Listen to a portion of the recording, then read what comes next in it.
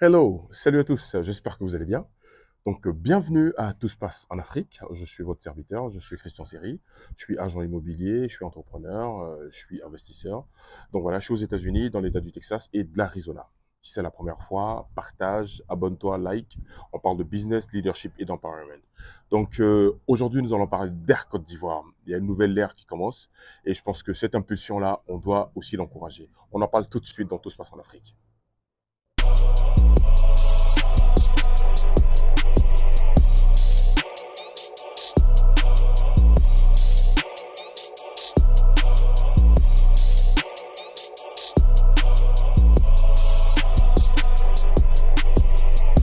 Hello, encore une fois, bienvenue. Donc nous sommes de retour pour ce numéro de Tout se passe en Afrique. Si c'est la première fois, comme je dis toujours, abonne-toi, like, donne-moi de la force, voilà, pour que je puisse ici donner du contenu de qualité. Mais avant d'aborder le sujet du jour, j'aimerais inviter nos frères et nos sœurs de Côte d'Ivoire, du Burkina également. Donc, on organise une très grande conférence sur l'immobilier à Ouagadougou le 27 septembre. Conférence intitulée Business Apéro Christ, où on parle d'immobilier, on parle de principes divins. Le thème de cette année pour Ouagadougou, c'est Burkina, c'est l'heure de profiter du business de l'immobilier. Donc, je vais profiter de ce séjour-là dans quelques semaines en Afrique pour la dédicace de mon livre pour ceux qui sont à Ouaga. Donc voilà, c'est comprendre et maîtriser la gestion locative. Je ne sais pas si vous voyez ça dans le bon sens ou pas, mais comprendre et maîtriser la gestion locative. Donc ça parle de, c'est un guide. C'est un guide, je vais faire la dédicace également le 2 octobre à Abidjan, à l'école supérieure de l'immobilier et du bâtiment. Et donc voilà, donc je pense que ce livre-là va faire beaucoup de bien. C'est un guide qui parle de la gestion locative. Vous savez bien qu'en Afrique, il y a beaucoup de personnes qui ont des biens immobiliers à la location. Ils se débrouillent vraiment pour gérer ça. Et ce livre-là, les guides leur donnent ce qu'on appelle en anglais le blueprint. Je sais qu'en Europe, aux États-Unis, les bonnes pratiques immobilières existent, mais en Afrique, c'est un peu l'usine à gaz. Et là, on essaie vraiment d'aider nos frères et nos sœurs qui se débattent tous les jours pour pouvoir gérer eux-mêmes leurs biens. Et que tu sois débutant, investisseur ou même professionnel, je pense que ce guide-là va vraiment t'aider. Il est déjà disponible sur Amazon et beaucoup, parce que en Afrique, j'ai fait le constat, beaucoup de personnes ne savent pas évaluer leurs biens. Tu leur demandes que combien vaut ton bien immobilier, ils peuvent pas te le dire. Donc ici, on parle de ça, j'explique cela dedans. Pour ceux qui ont des biens à la location, comment choisir le bon locataire, j'en parle également. Tout ce qui est maintenance, parce que une histoire est d'avoir un bien, une histoire de le maintenir en bon état. Et tout ça, je parle de ça, comment choisir le bon locataire, quand tu veux acheter une maison, qu'est-ce qu'il faut savoir. En tout cas, je traite de beaucoup de sujets, de la fiscalité, des taux d'intérêt, je parle de ça. Donc voilà, ceci étant dit, abordons le sujet du jour qui est Air Côte d'Ivoire. Air Côte d'Ivoire. La dernière fois que j'ai pris Air Côte d'Ivoire, ça s'appelait encore Air Ivoire, c'était en 2008. J'avais fait Abidjan, Paris, mais on a fait Abidjan, Bordeaux et on a fait Paris. Et donc voilà, je pense que c'est une très bonne nouvelle. Ça fait depuis très longtemps que je milite pour Air Côte d'Ivoire.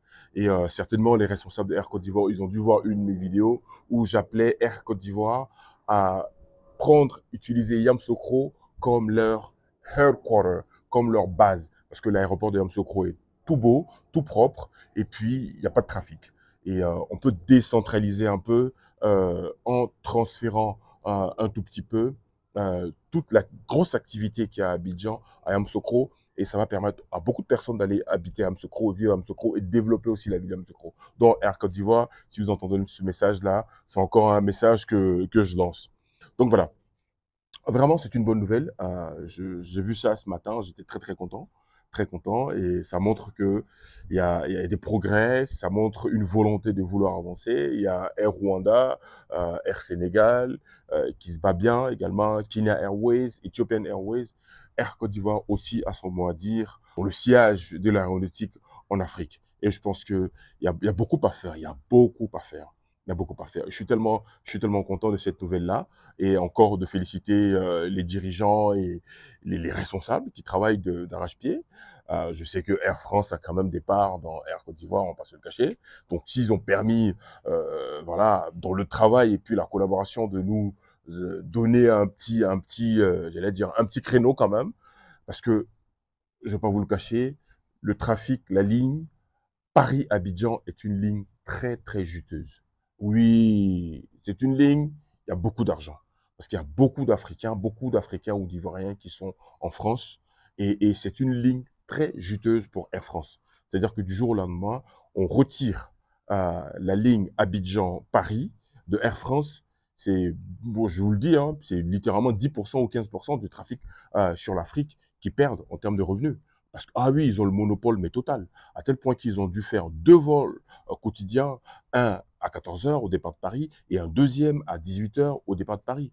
Et je me demandais, mais pourquoi Air Côte d'Ivoire ne vient pas? Parce que c'est un gros gâteau, c'est un vrai gâteau qui est là, parce que c'est un moyen de pouvoir développer vraiment la compagnie. Parce que ce trafic Abidjan-Paris est un trafic super juteux.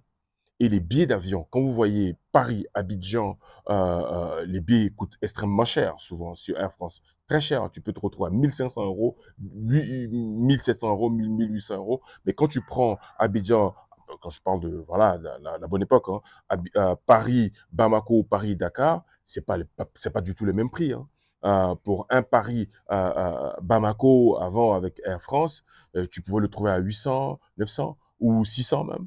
Et pour Abidjan, il faut toujours dire que ça dépend aussi des périodes. Hein. Ça dépend des périodes, les hautes saisons, les basses saisons. Et donc, j'avais toujours trouvé que les billets à destination Paris-Abidjan étaient toujours chers.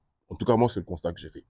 Donc, ce qui fait que à chaque fois, je voyageais toujours pendant l'été, hein, septembre, octobre, vraiment, j'allais toujours à compte courant. Donc voilà, Air Côte d'Ivoire vient avec un Airbus 330, voilà, qui va commencer cette liaison à partir du 18 septembre. Vraiment, nous, Africains, Ivoiriens, vraiment encourageons cette belle initiative pour pouvoir vraiment développer cette compagnie aérienne qui a vraiment beaucoup à dire.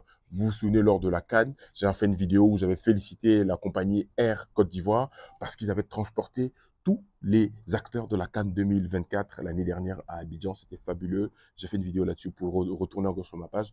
Et il y a encore. J'encourage toujours Air Côte d'Ivoire de continuer comme ça. Et donc voilà, à partir du 18 septembre, bravo Air Côte d'Ivoire, il aura des vols quotidiens au départ de Paris. Paris, ça quitte Paris à 8 heures, Charles de Gaulle. Et puis encore bravo parce que généralement, les vols pour l'Afrique, les Français, là, ils poussent ça sur Orly. Ils mettent ça à Orly.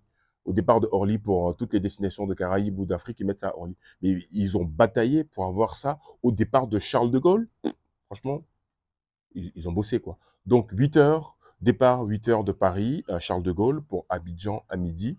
Je pense que c'est raisonnable parce que généralement, la plupart des vols qui arrivent au départ de Paris, ils arrivent à Abidjan, 18h, 19h, c'est déjà le soir, tu ne peux plus rien faire. Mais tu arrives à midi, tu sors de l'aéroport à 14h, tu as encore beaucoup de choses à faire dans la journée ou si tu as des choses à faire. Bon, en termes d'embouteillage sur Abidjan, je ne pense pas que ça va changer quelque chose. Hein. Quand tu prends de l'aéroport pour sortir, il y a toujours un embouteillage. C'est toujours comme ça. Mais celui d'Abidjan, du moins, il part d'Abidjan à, je crois, à 14 heures pour arriver à Paris à 23 heures. Ils doivent faire escale certainement à Bordeaux ou bien dans une autre destination pour arriver à Paris. Parce que quitter Abidjan 14 heures pour arriver à 23 heures à Paris, je pense que il y a quand même un gros décalage. Et donc, ils vont faire certainement des stops pour pouvoir rentabiliser cet itinéraire-là.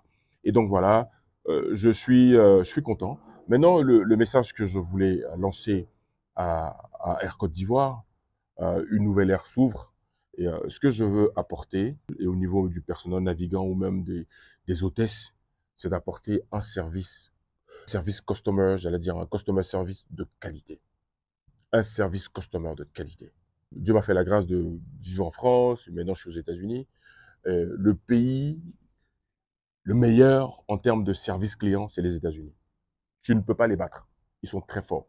Les Américains, en termes de service client, service à la clientèle, ils sont très forts, très très forts. Et j'ai vu ça. En France, ça va. Quand tu as beaucoup d'argent, ils savent s'occuper de toi, que ce soit dans le luxe ou autre chose. Mais aux États-Unis, en termes de service client, le service à la personne, ils sont très très forts. Donc vraiment, que nos frères de la compagnie Air Côte d'Ivoire en prennent aussi de la graine parce que c'est important. Une chose est de servir, mais une chose est de bien servir. Et que lorsque tes passagers, tes clients sont contents, tout le monde est content. Vraiment, mettez l'accent sur le service client. Je vous en supplie. Et ça va changer vraiment la donne. Accueillir les gens quand il y a un problème, renseigner, communiquer, c'est important. Prévoir, anticiper, communiquer, passer des coups de fil, envoyer des textos, prévenir. Vraiment, il y a eu un scandale la semaine dernière, la Air Sénégal, les gens sont restés toute une journée à Paris et c'était compliqué. Mais vraiment, ne surbookez pas les choses, vraiment, allez à votre rythme et vraiment respectez aussi la clientèle.